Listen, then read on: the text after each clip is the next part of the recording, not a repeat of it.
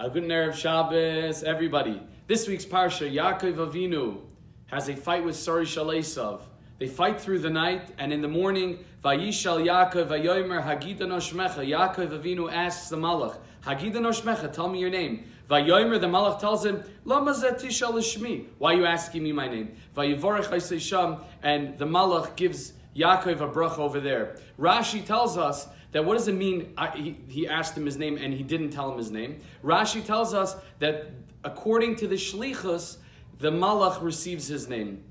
The Sfarim HaKadoshim tell us on a deeper level that the Yetzer Hara has no name. Do you know why? Because the whole inyan of Yetzer Hara is dimyan, it's fantasy. There's nothing there. The Yetzer Hara doesn't exist. So Yaakov Avinu says, "Tell me your name." There is no name. The whole point of the Yetzer Hara, the whole point of Sari Shalesav is to get Yaakov, and this is really every single Jew in every single moment, to get us to sin, to get us to do Averos. But really, if we think about it, there's nothing there. They say it's like the mashal. It's like the story of someone who shows a child a closed fist, and he says, there's something really good in here. And the child's running after the father, and he's running further. And the more the father runs away, the more the child wants it. And then when the child finally grabs his father, and he pulls his hand open, what's there? There is nothing. The pasuk tells us, "Shalcheni ki ola hashachar." The malach says, "Let me go, let me free." Ki ola hashachar. It's the zman to say shira.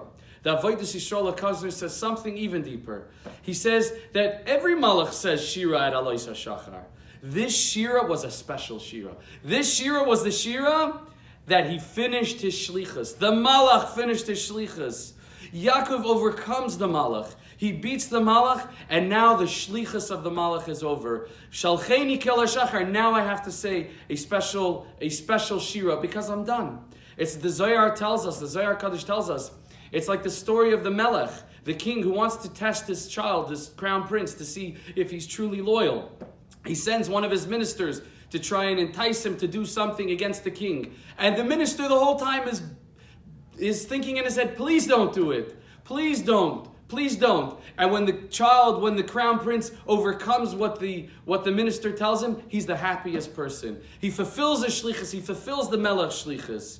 He fulfills, because that's the whole point. The Rebbeinu Shalom brings the Yetzer Hara just to excite us. But really, that's the shlichus, is just to excite us. But if we see it and we realize that there's nothing there, we can overcome it. As the pasuk says, "Ki ra'isi panim el panim, vatinatzel nafshi." He calls the place Peniel.